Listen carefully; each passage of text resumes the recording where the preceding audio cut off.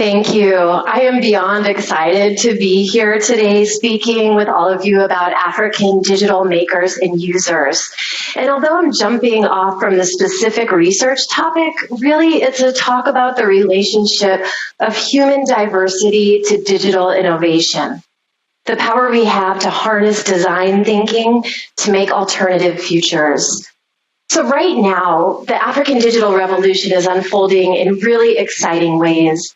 So much of this is because Africa has shown its capacity to recognize and resource innovation at every step, with engineers adapting technology to suit the specific needs and dynamics of the continent instead of the other way around.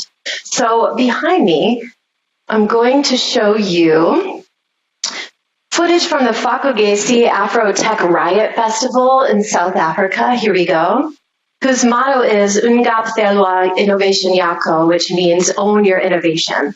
So you'll see some of the really exciting stuff people are coming up with across the continent right now.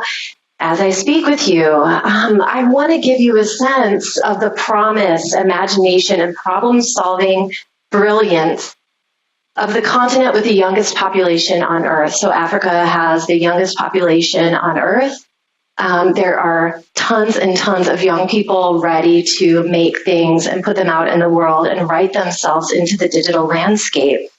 So I'm going to cover a few different angles of Africa's digital innovation today, from the work of women entrepreneurs emerging from Intel's She Will Connect program, to social justice hackers leaking government documents in South Africa, to tween girls in Senegal wreaking havoc on conventional social media platforms by injecting brilliant content and tagging like mad. So this is the reason why I moved from my work as a professor of global digital cultures to collaborate with members of the Portland tech community. I see so much potential in the willingness to experiment, the sharp social consciousness, and the renewed commitment to truly diversifying tech that is part of the culture here. I've had a bunch of really amazing conversations with some of the people in this room and beyond about how we can diversify the tech landscape here and how we can really think globally about horizons, a few horizons out, about where we might take these projects. So it's the reason I'm excited to be here at New Relic today. So thanks to Aaron and Matthew and the team for bringing me into the fold and convincing me that this audience would be interested in hearing from a digital anthropologist. How many people in this room have heard of digital anthropology? Hey, that's really good. Okay, good. So good. I have got a friendly audience. This is great. I'm hoping we can think together about how Portland's tech community can sort of unlock its brains and its bodies and its structures to approach digital innovation in new ways. So I'd love to think this through with you in the Q&A session, and I would love to hear back about how we can kind of plug this into projects that you all may have. So today I'll tell you a bit about how the field of digital anthropology is approaching the question of digital futures and explain a bit about the concept of digital undergrounds, global subcultures who are on one hand marginalized for essentially being different, but on the other are absolutely vital to new movements in digital development. I'll give you a sense of how the multifaceted cultures of the African continent have fostered digital innovation. I'll suggest how we here in the West could resource more of this work. And finally, I'll show how Portland's tech scene can become inspired by the African example to foster diversity, universal design thinking, and intellectual equity. So we're going to start by thinking about digital globalization and the digital divide. Digital globalization is a really good thing. It offers the kind of possibility that Marshall McLuhan had in mind when he dreamed of the global village, or what Stuart Brand envisioned with a whole Earth catalog. How many of you have heard of Stuart Brand? Oh, this is great. How many of you have been to Africa? Since I'm asking these, hey, I'm really excited. What a great crowd. Okay. So Twitter and digital globalization. I'll talk about this in just a moment, but we're hopeful that we are hopeful in the possibility that digital globalization will be democratizing and equalizing revolution. This dream is what industry forces like Facebook, Microsoft, and a series of global telecom companies are tapping into as they finish laying 500 miles of cable throughout West Africa. In fact, the UN has prioritized the availability of broadband throughout the global south as it anticipates how important digital equality will be to the emerging world economy. So we might think about the Twitter revolution, which harnessed, problematically, I might add, but that's a different presentation, social networking platforms to bring big regime change to both the Middle East and to vast areas of North and West Africa, even my field site of Senegal, which is quite a bit south of the center of the Twitter revolution. Or we think of the work of entrepreneurs, African entrepreneurs, like Mark Shuttleworth with Ubuntu, or Elon Musk of many, many tech endeavors and lots of other things. But in addition to the great possibilities it carries, we also know that digital globalization has given rise to all kinds of digital divides, which is a way of talking about how the global village we like to envision has really become an uneven landscape. So we've got a lot of work to do here. There are issues with uneven access to software, hardware, training, and infrastructure. So as you can see, huge swaths of Africa are actually down to 4 computers or less per every 100 people. Okay. There are also issues with, and this is another can of worms, and it's one I'm interested in talking about more if you want to hear more. This is of particular concern to me. Digital depictions of African people. Right? Here we have Robbie, poor Robbie, on Humanitarians of Twitter. Have you heard of this? Humanitarians of Humanitarians of, what is this dating platform? I can't think of it. Tinder, exactly, excuse me. Yes, so Humanitarians of Tinder, right? So the whole trope there, it was about 4 or 5 years ago, there was this whole trope where people were standing with human beings from other places and showing, this was a way of showing in one photo or less their cosmopolitanism and their humanitarianism. And of course, that's really tricky. We don't see the agency on the part of the people who are in the photo. Or something like Coney 2012, I'm sure you all remember that campaign, which is this huge campaign. It was really all about the textures of social media. And it was started by some Californians who had the idea that they would, revolutionize the political landscape of this part of East and Central Africa. And it flopped pretty terribly, and a lot of people wasted a lot of time. And again, we see this thing where Africans are being looked at, but they're not able to make representations of themselves. And that is a part of the digital divide we sometimes have a hard time talking about, but it's a very important one, and I'll talk about it more today. And then finally, we have the way that Western corporations are mining conflict minerals for mobile phones from the Congo, or these growing digital dumping grounds throughout the global south, like the millions of tons of electronic waste littered throughout rural Ghana. So I saw this all over the beaches in Senegal, just all kinds of discarded monitors and other kinds of waste that are undumpable in the US, for instance. But if this is what the digital divide looks like from the outside, tonight I want to show that African digital futures can look very different from within. Emergent, experimental, saturated with sensory experience, attuned to the social worlds of those often ignored by the big developers. So I'll give you 3 examples of digital creativity before I move into the question of what all of this means to those of us here in this room. And I want to begin with the story of Caroline.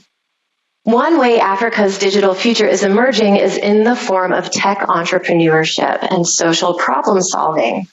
So I've been lucky enough to collaborate a bit with NGO platforms like Intel's She Will Connect, which is training African women to make digital platforms that can transform their local economies. So I really, really love this story, and I'm excited because I'm able to speak a little bit with Caroline and find out more about her journey. So this will give you a sense of what she and her community are up to. My name is Caroline Wambui. I live in the Mukuru kwa Jenga slums in Nairobi, Kenya. In my country, people are dying. People who needn't be. We don't have a national organ donor program. Instead, we have back alley clinics where the organ black market thrives. Many of us have been approached to sell our organs.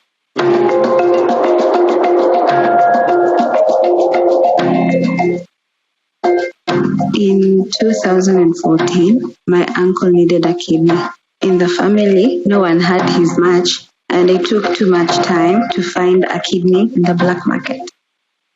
So my uncle passed on. He was really a big part of our lives as a family. There are lots of stories like my uncle's. I wanted to change this. When Intel came to our school and taught us of Intel XDK, a mobile programming language, I came up with an app that links patients to donors and to hospitals. I gathered a few friends of mine and told them of the idea, and they decided to help me. None of us knew how to code, but with the help of our teacher, Intel XDK was easy to learn. The response has been amazing. Hospitals across Kenya are joining us.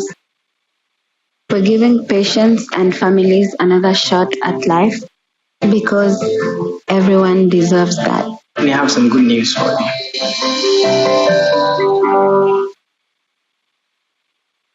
So we talk a lot about training women and girls and marginalized global populations to code. And as we know, it's extremely important that communities have access to the nuts and bolts of digital making.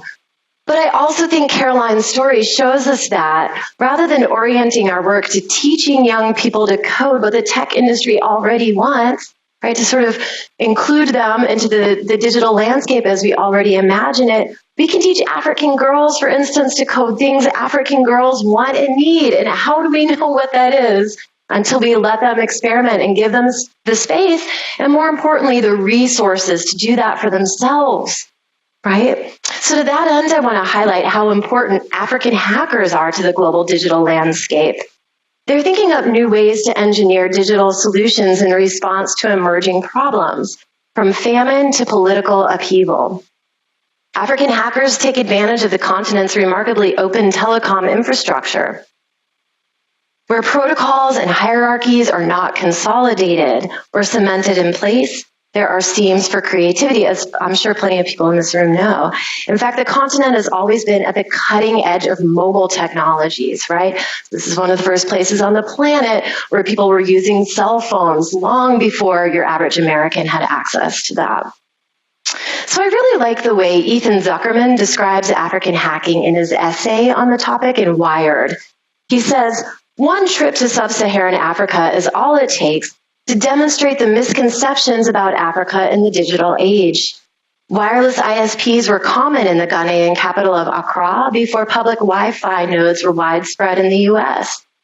My hacker friends in Lagos worked from taxi cabs, logging on to 4G networks. In Kenya, 70% of adults use M-Pesa, a phone-based payment system, to buy groceries and send money to family. On much of the African continent, telecoms infrastructure is world-class, whereas transport, power, and other infrastructures lag far behind. Kenya has the best developed mobile money infrastructure in Africa and has nurtured iHub, a co-working space for tech entrepreneurs. So we'll talk a little bit later about what we can do about this power problem, because that is a huge issue in African digital development, and it's one that I witnessed being a problem throughout my time in Senegal and throughout the continent. One of my favorite projects in the history of African hacking is VPN from Uganda. Anybody hear of this? Okay, I gotcha. I got the whole room on that one. Okay, a really brilliant conglomeration of chutes and ladders by which citizens learn to work around the government's prohibition of news and social media sites. And if you Google VPN from Uganda right now, you can find there are all these bountiful ways that anybody can figure out how to get on a VPN at any time in Uganda. So the citizens basically have all of these ways to work around government prohibitions. And then there's a third example I want to talk about tonight, and it's one I think you will all think is really fun. And it kind of answers to that question of digital self-representation and self-writing.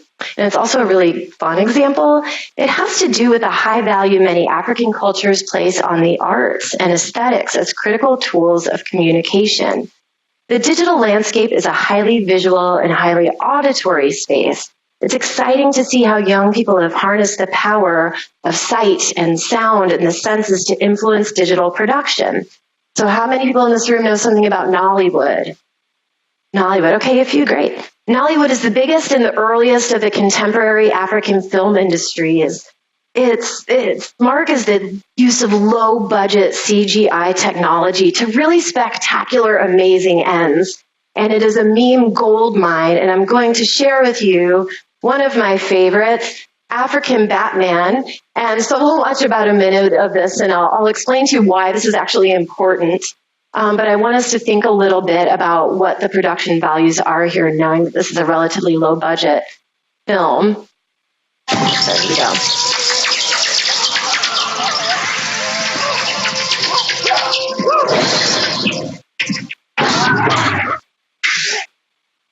Today is a wonderful day because the princess of this kingdom, my daughter, is right for marriage. We are going to have a wrestling contest, and whoever that wins automatically becomes Africa's husband.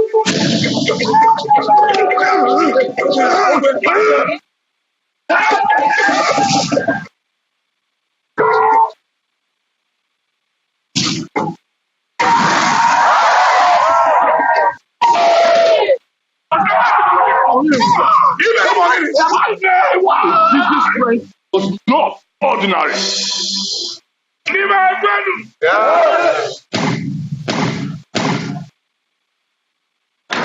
Turn the volume down. I think of Nollywood as a really important example. I'll let it play behind me because I know you're all dying to know what happens next. I think of it as a really, really compelling, creative misuse of a digital design platform, an intentional misuse, something I call an off-label engagement with digital platforms and media. To make digital art that's influencing the world, there's this notion that CGI is meant to make the virtual look real, but Nollywood is not valuing that in the way that we want to value that in Hollywood much of the time.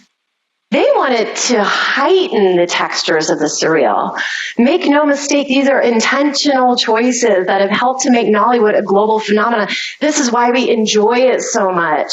It's a radical misuse of the platform, and as such, it saturates the senses, it gets our imagination going, and it's worth valuing, right? So there's a lot of literature out there where critics are saying, well, hopefully one day Nollywood will catch up.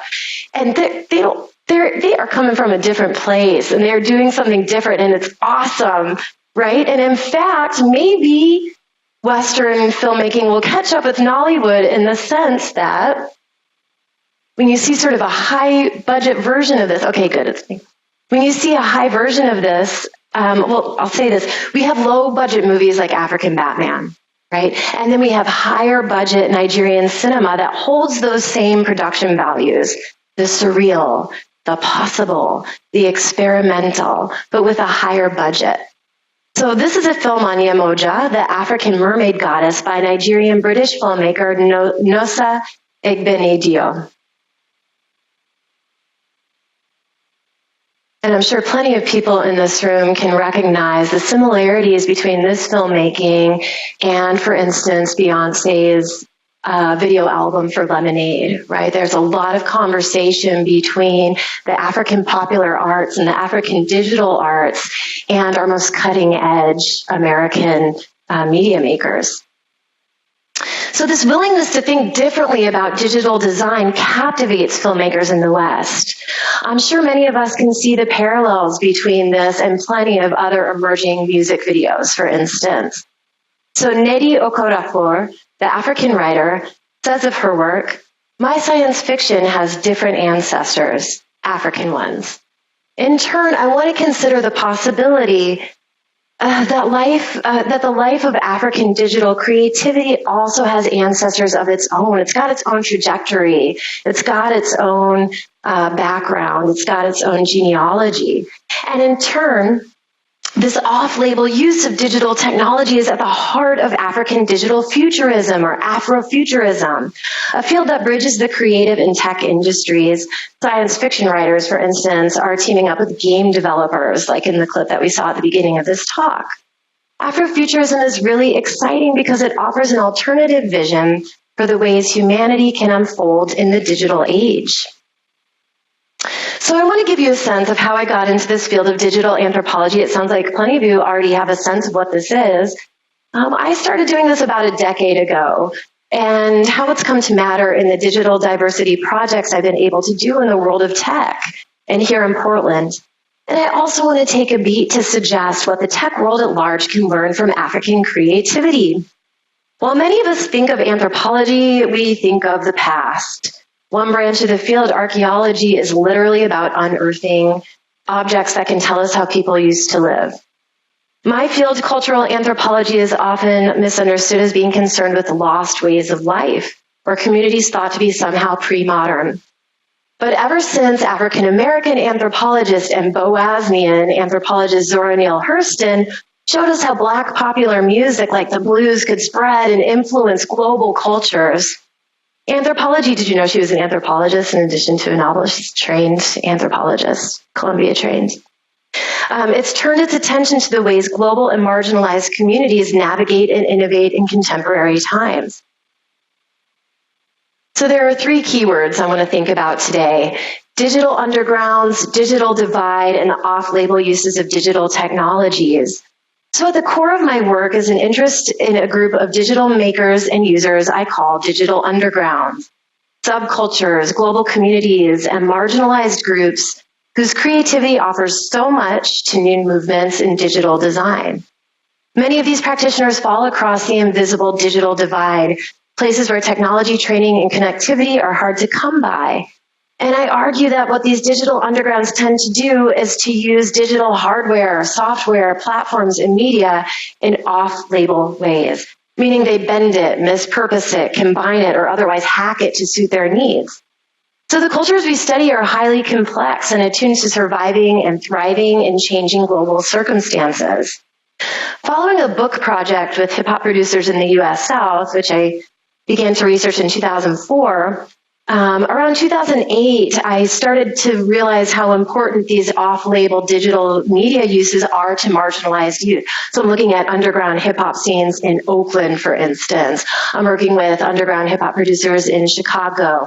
I'm looking at video makers and homemade documentary makers in the Mississippi Delta, which is where I really generated my first research.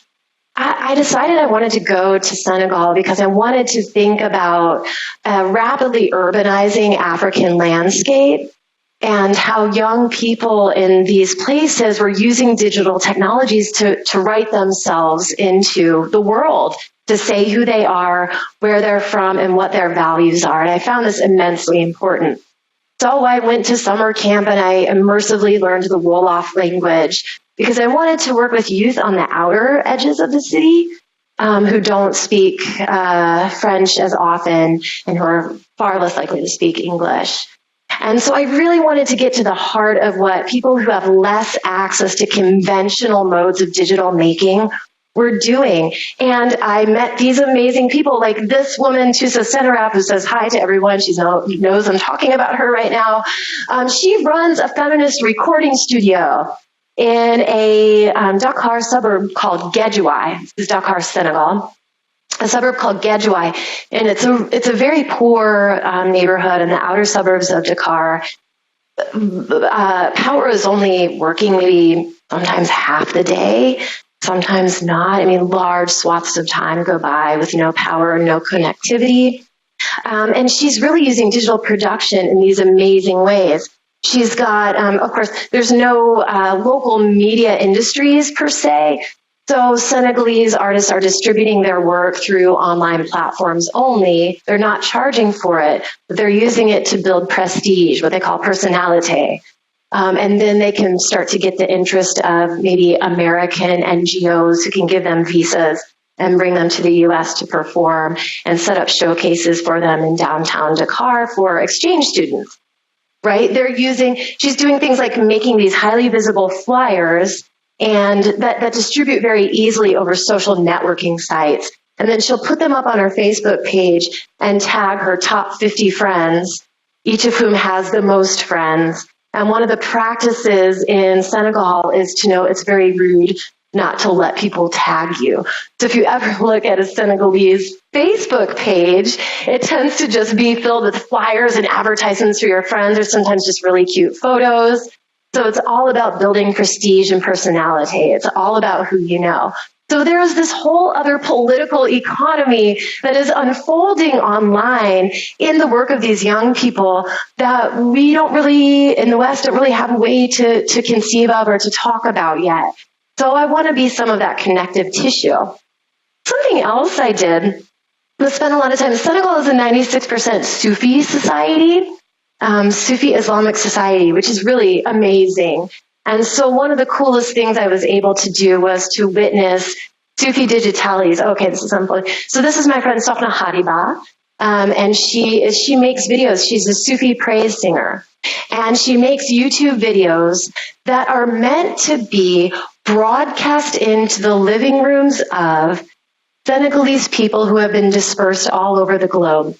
Because Senegal is in part of the famine that the entire Sahel, the entire middle part of Africa, has been experiencing for some time. People are in extreme poverty, and they are doing anything they can to go abroad and find work and send remittances back home.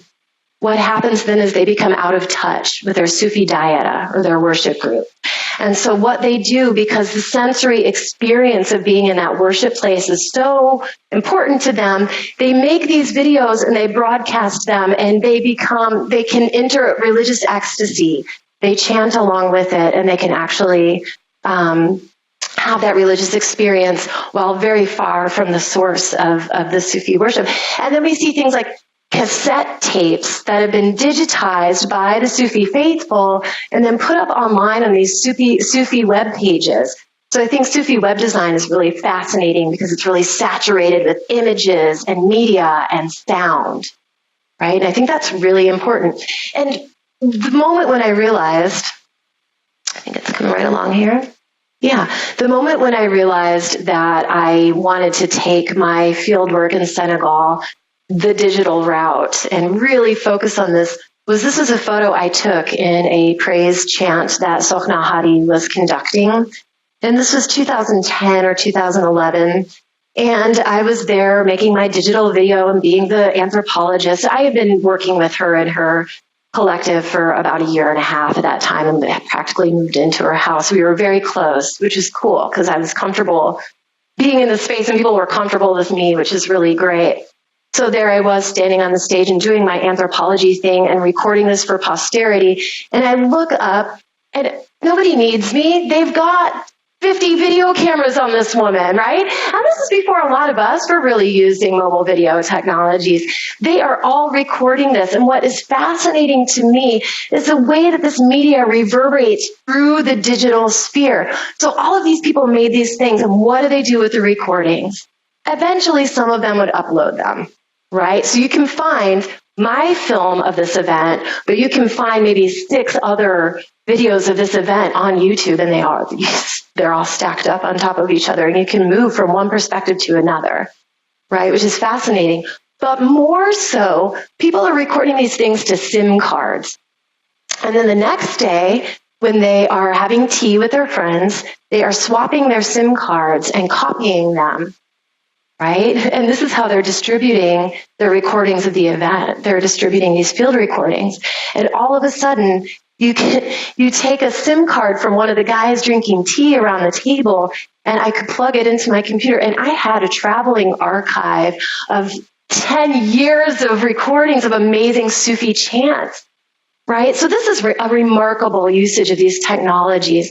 And these are the kinds of ad hoc problem solving, what I would think of as engineering, really, that these young people are doing. So my work on African digital innovation is inspired by the thinking of one of my grad school mentors, Sheila Mbembe, an eminent professor of philosophy at Wits in Johannesburg, who writes about digital Afropolitanism. He says, Africa is the region of the globe with the youngest and most dynamic population in an aging world. It has entrenched cultures of curiosity, invention, and innovation, long underestimated, neglected, or misunderstood. People are so constantly forced to innovate, both in ways of being, ways of thinking, and ways of making things, putting together again and repairing what has been broken up. Bodies, schools, institutions, and symbolic systems have become the very condition for survival.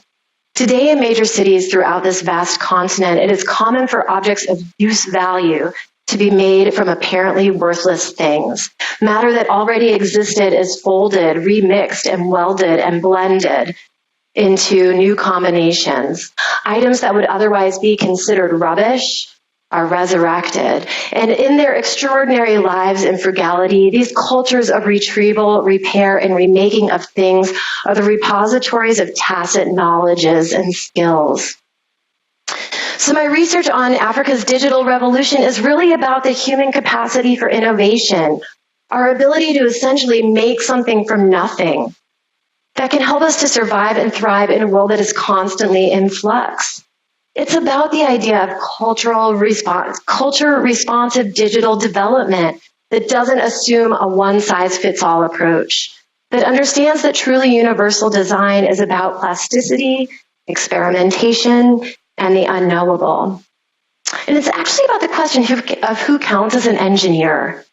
I really want to help open up the definition of engineering beyond the kinds of credentials we're used to seeing and training to the heart of engineering, imagining and making original solutions to emerging problems. When it comes to learning fast and to problem solving quickly and effectively, the African digital revolution has so much to offer.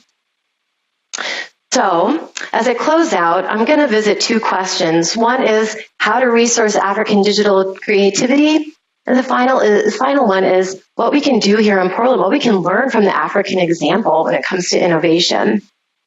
So given the incredible work that African users, makers, artists, and engineers have done, I want to make some suggestions as to how we can recognize and resource this work. I take from medical anthropologist Paul Farmer, whose work on development and human rights in Haiti has been so influential in our field. He says that in order for marginalized communities to participate in the global economy, they need three things: space, staff, and stuff. First, we need space. Some examples of really good spaces Africans have been able to cultivate themselves include K-Lab, an open technology lab in Kigali, Rwanda, and places like Rock Team Music Studios, Tutus's recording studio on the outskirts of Dakar. We need to nourish labs and studios where people can experiment and collaborate. Another solution is to build out virtual space, online platforms and conferences and practices for collaborations between Africans and Western digital makers. Secondly, we can contribute to staff.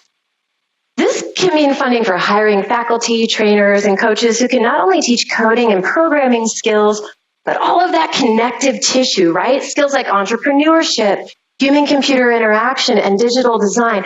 We can teach someone like Caroline coding for a week, and she's coming up with things like this. Imagine, right, if she had access to questions of how to be a global entrepreneur, right? And let's hope that she's starting to access those questions.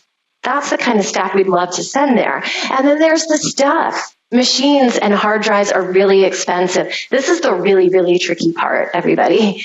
In many African countries, there are regulations, import substitution. Yes, lots of people know this is a strategic choice on the part of Africans not to import goods from the West that are going to eventually tax and drain the economy very quickly. And that being said, it gets really hard to get a hold of a Mac, It can be really hard to get a hold of a hard drive, a high-capacity hard drive.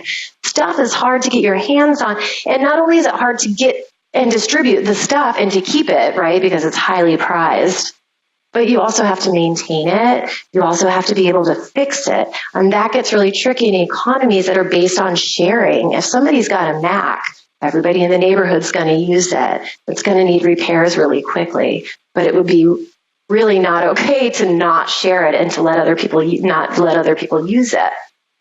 So most Africans still also rely on mobile networks. How can we turn existing platforms to work in places without an established telecom structure or with an unreliable power grid? Major problem.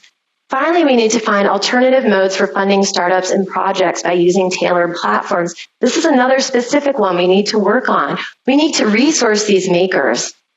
But PayPal does not work in most of these countries. Most of the platforms we're used to using to crowdfund do not work in these countries, right? So we either have to Western Union them or get them cash or come up with some other platform by which we can actually get funds to these makers. So I want to turn to, finally, the question of what we can do here in Portland's tech scene and what we can learn from African innovation. How can we resource digital undergrounds and make space for the incredible work they do? So Portland is one of those places that feels like a bunch of overlapping undergrounds already. It's why I was so excited to move here, watching them collide and crash and, all of a sudden you've got like a goth hip hop prom happening, It's really exciting, and I think it's a really good place for these new movements in tech. I mean, it's really exciting. So it's got, as New Relic put it, actually, for the announcement for this series, it's got disruptive developers, innovative technologists, and world-changing creatives.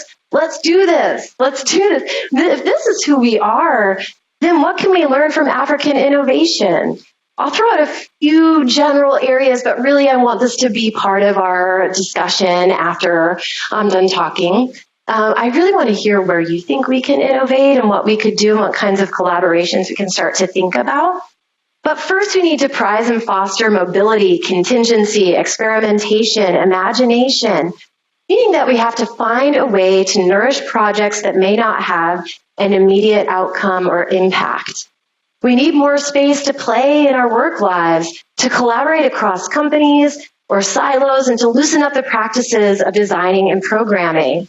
So pop culture like Nollywood and underground hip hop can become incredibly inspiring for us design thinkers. Better yet, we can hire representatives from these industries to consult with us as we imagine new interfaces and captivating design. Come on, if we're doing design, why not tap into these incredible designers we were watching at the outset of this talk? We might even slow down our fast-paced, high-growth paradigm here and there to reevaluate and rethink our paradigms from a design thinking perspective. Secondly, we can orient our thinking one more horizon out than we're really used to, maybe to the 3 to 7 year horizon. And then the immediate next few steps. I know it's really hard to do. There are strategists out there who are really good at this. I've been talking a lot to Michael Perman at Say What Innovation Strategy to imagine what a global Horizon 3 innovation strategy might look like in terms of the regional tech scene. This might mean doing exploratory fieldwork in collaborations with communities of global digital makers, which I would be happy to do. I mean, that would be really fun. Which would mean just finding interlocutors, representatives in the scene, and be willing to work with me to collaborate over a series of years even to see what people in their communities are doing and making and find out how we can partner with that. Maybe it's holding a summit on digital futures, and this is where imagination really comes in.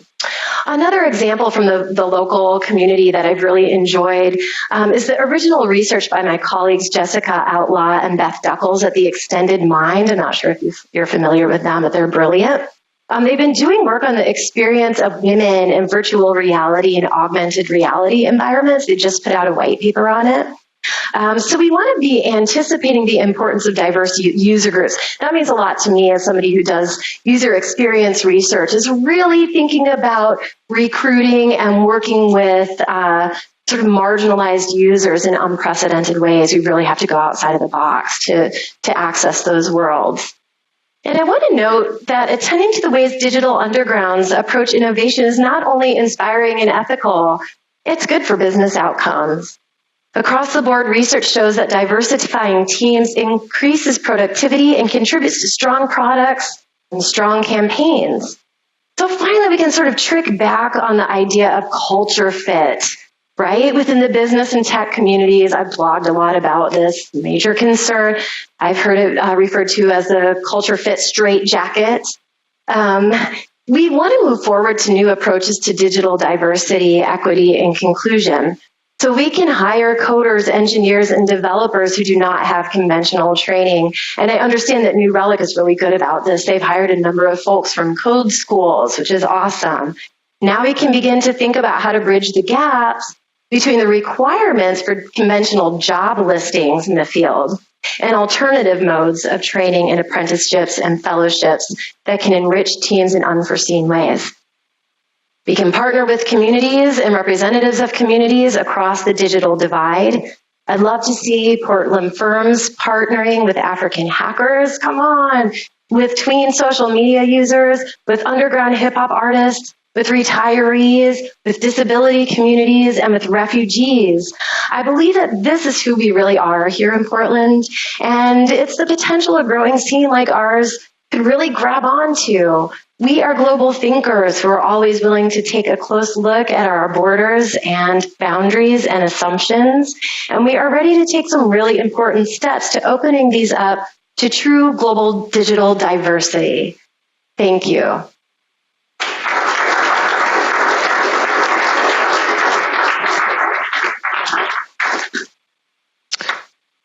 All right, we have Mike here, and I'm going to give one to my colleagues in the back. And if you have questions, you can pass them around and talk to Allie.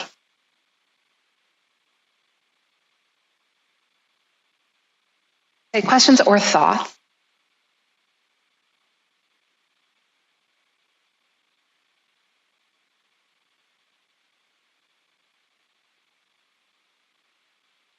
One thing I worry about, and I've thought about this a lot, but I don't really have the tools. It sounds like you have some, is sort of the way we do digital, the way we build products. We build a laptop that looks like that, and we do these things that are expressions of our culture and expressions of our technological development path. And I'm worried about basically shouting them down in the sense of, here's the way you do it, here's the way it works, that sort of thing. Yeah. And so a thing I try to do in my head is, if they had developed technology first, what would it be?